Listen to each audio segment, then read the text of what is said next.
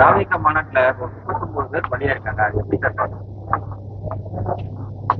மிகவும் வேதனைக்குரிய, மிகுந்த வருத்தத்தை அளிக்கக்கூடிய ஒரு துயர சம்பவம். தமிழ்நாடு அரசியல் வரலாற்றில் எந்த ஒரு அரசியல் கட்சியினுடைய மாநாட்டிலும் இது போன்ற ஒரு துயரம் ஏற்படவில்லை.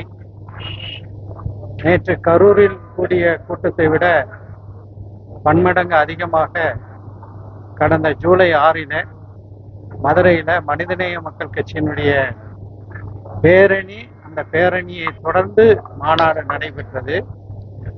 எந்த ஒரு சிறு அசம்பாவிதமோ ஒரு சிறு காயமோ இல்லாமல் மக்கள் பேரணி மாநாட்டுக்கு வருகை தந்துவிட்டு அதே போல அவர்களுடைய ஊர்களுக்கு பத்திரமாக சென்றார்கள். காரணம், வந்தவர்கள் ஒரு ஒழுங்கை கடைபிடித்தார்கள். கரூரில் சில நாட்களுக்கு முன்பு திராவிட முன்னேற்ற கழகத்தினுடைய முப்பெரும் விழா ஒரு பெரிய மாநாடாக இதே திடலிலே நடைபெற்றது. பன்மடங்கு அதிகமான மக்கள் திடலுக்குள்ளே நுழைய முடியவில்லை. ஆனாலும் கூட எந்த ஒரு அசம்பாவிதமும் இல்லாமல் திராவிட முன்னேற்ற கழகத்தினுடைய முப்பெரும் விழா மாநாடு நடைபெற்று முடிந்தது. அதை நம்முடைய காவல்துறை தலைமை இயக்குனர் அவர்களும் இன்று செய்தியாளர் கூட்டத்தில் குறிப்பிட்டார். காரணம், ஒரு அரசியல் கட்சி, அதே போல அதிமுகவினுடைய பொதுச் செயலாளர் முன்னாள் முதலமைச்சர் எடப்பாடி பழனிசாமி அவர்கள் தமிழ்நாடு முழுவதும் ஒரு பரப்புரை பயணம் மேற்கொள்கிறார். அதற்கும் அதிகமான மக்கள் வருகிறார்கள். ஆனால் அதிலும் கூட ஒரு பெரிய அசம்பாவிதம் நடக்காமல் அமைதியாக மக்கள் வருகிறார்கள். தலைவர்கள் பேசக்கூடிய உரையை கேட்கின்றார்கள், செல்கிறார்கள். இதெல்லாம் அரசியல் மயமாக்கப்பட்ட மக்கள்.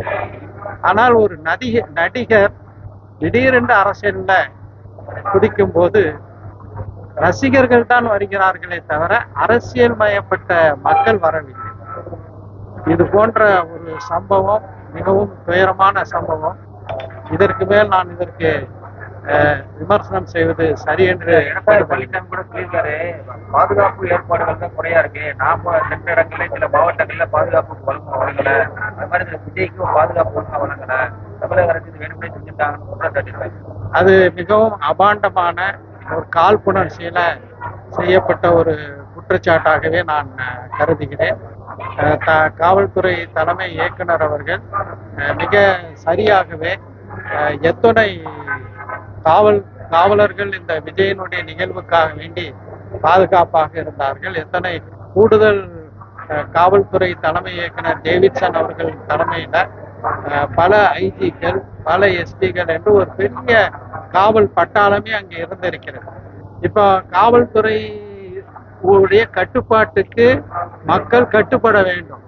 சாலையினுடைய இருமரங்கிலும் செல்வார்கள் என்றால் எந்த காவல்துறையினுடைய கட்டுப்பாட்டை நடத்த முடியும்? இதை விட தமிழ்நாட்டில் இருக்கிற ஒட்டுமொத்த காவல்துறையும் அங்கு வந்திருந்தாலும் கூட இந்த கூட்டத்தை கட்டுப்படுத்தியிருக்க முடியாது. எனவே காவல்துறையின் மீது காவல்துறையினால் இந்த சம்பவம் நடைபெற்றது என்று சொல்வது மிகப்பெரிய அநியாயம், அக்கிரமம். அதே போல ட்விட்டர்ல எங்கே இருக்கக்கூடிய வட இந்திய ட்விட்டர் செயல்பாட்டாளர்களை எல்லாம் விலக்கி பேசி ஏதோ we stand with Vijay.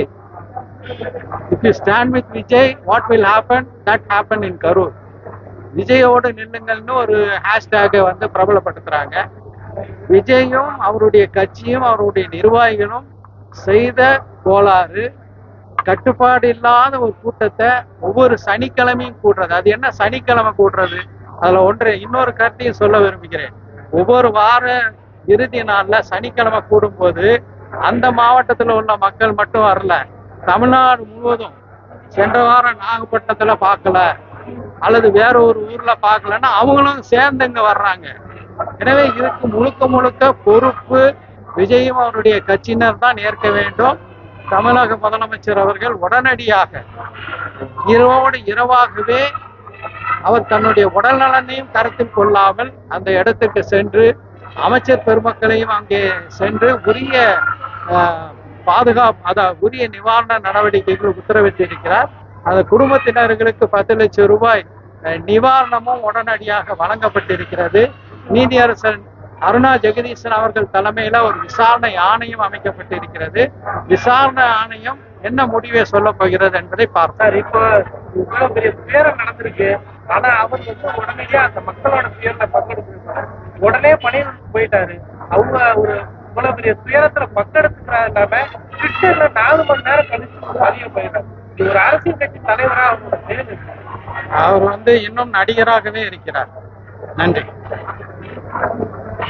Sir. Vijay கைது செய்யப்படுறது